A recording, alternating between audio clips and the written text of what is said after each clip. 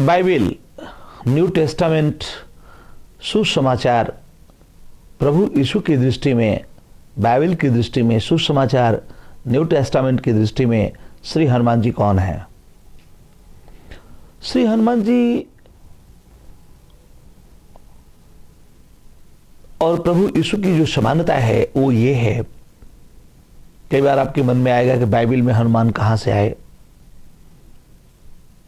वास्तव में श्री हनुमान जी और प्रभु यीशु दोनों एक ही परंपरा के हैं। दोनों नख से सिख तक ब्रह्मचारी हैं। जब तक मां से हमारा जन्म नहीं होता है तब तक जैसी मां होगी वैसा हम होंगे, इसकी कल्पना की जाती है। मां से बच्चे की कल्पना होती है। मिट्टी से घड़ा नहीं बना है, मिट्टी जैसी होगी घड़ा वैसा होगा, ऐसा अनुमान किया जाता है। लेकिन घड़ा के बन जाने पर घड़ा से मिट्टी का अनुमान होता है।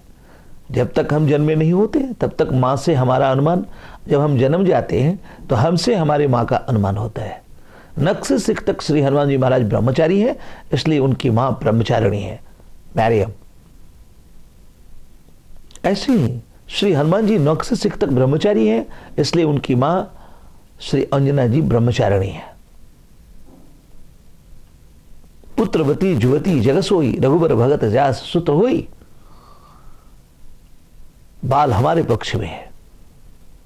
श्री हनुमान जी और श्री प्रभु यीशु ने जिस तरह से अपनी मां को ब्रह्मचारिणी घोषित कराया, अपने को ब्रह्मचारी रखकर, प्रभु यीशु कहते हैं बाइबल में कि हम संबंध तोड़ने आते हैं। कई बार लोग नहीं समझ पाते हैं। हिंदुओं में जो उग्र संगठन है हिंदुओं का, आध्यात्मिक विमर्श के अभाव से, उग्रता तो विमर्श के अभाव से ही तय होती है। सतही दृष्टि पर शास्त्र का जब हम समीक्षा करते हैं तो हम चीजों को समझ नहीं पाते हैं। तो लगता है कि प्रभु यीशु आतंकवादी की तरह बोल रहे हैं, आतंकवाद को प्रमोट कर रहे हैं, ये कहते हुए कि हम संबंध तोड़ने आते हैं, हम जोड़ने नहीं आते। अब तोड़ना शब्द सुन करके लोगों को खतरनाक लगा। मैंने कई लोगों के उसमें आजकल जो चल रहा है उसमें पढ़ा है कि प्रभु यीशु को आतंकवादी कहते हैं। कई लोग श्री हनुमान जी को भी आतंकवादी कहते हैं, ये भी मैंने पढ़ा है। हनुमान जी भी आतंकवादी थे पूरी दुनिया के। अब संबंध तोड़ना कहना क्या है, जरा इसकी हम बात कर लें। वो वास्तव में ब्रह्मचर्य को भाषा दे रहे हैं, ब्रह्मचर्य को आवाज दे रहे हैं। जब भी कोई ब्रह्मचारी होगा तो ब्रह्मचर्य प्यूरिफाइड होकर बैराग बनता है। अब बैराग प्यूरिफाइड होकर विवेक बने, और विवेक सत वस्तु में अनुराग लाए, असत वस्तु का वैराग करे। यही तोड़ना है। संबंध तोड़ने का मतलब क्या है? जब आप ब्रह्मचर्य में रहेंगे तो अपने आप बैराग्य होगा। राग खत्म नहीं होता क्योंकि ब्रह्मचर्य में नहीं रहते। जब भी कोई ब्रह्मचारी होगा तो संबंध अपने आप टूट जाएंगे, आसक्ति टूट जाएगी, अनासक्त होंगे, डिटैच होंगे। जिसके लिए गीता बार बार कहती है पार्थ, पृथक होने को। पार्थ प्रथा सूत्र, पार्थ प्रथा के पुत्र होने से प्रथा नाम पड़ा। उनका कोई प्रथा नाम नहीं, माता पिता से वो अलग हो गई। राजा सुरसेन की लड़की थी, श्री वसुदेव जी की वो खास बहन थी। कुंती भोज राजा ने गोद ले लिया, माँ बाप से अलग हो गई, अपने भाई से अलग हो गई, इसलिए उनका नाम प्रथा हुआ। और प्रथा के पुत्र पार्थ। तो मानो भगवान उनसे कहते अबला स्त्री होकर, अलग होकर इतना ज्यादा ऊर्जा से भरी रही कि अपने 3 बच्चे और अपनी सौत के माद्री के 2 बच्चों को सबको महारथी बना दिया। इतनी विपरीत परिस्थितियों में ऐसा संरक्षण और लालन पालन किया। तो तुम अलग होना सीखो।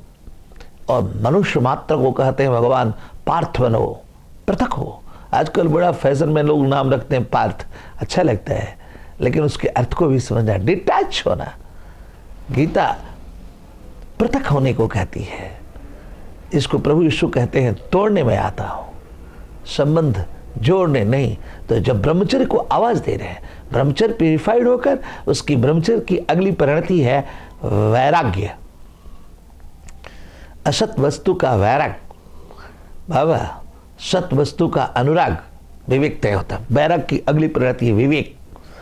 तो मैं निवेदन किया, श्री हनुमान जी महाराज आप देखेंगे फल खाते हैं, फल ताली तोड़ देते हैं। एक तो रावण ने पूछा तुमने फल क्यों खाया, क्या भूख लगी, फल खा लिया, नेचर जस्टिस की बात लाई। तोड़ा क्यों, कहा कि बंदर स्वभाव से तोड़ दिया। अब बंदर स्वभाव क्या है, वो ब्रह्मचर्य का स्वभाव।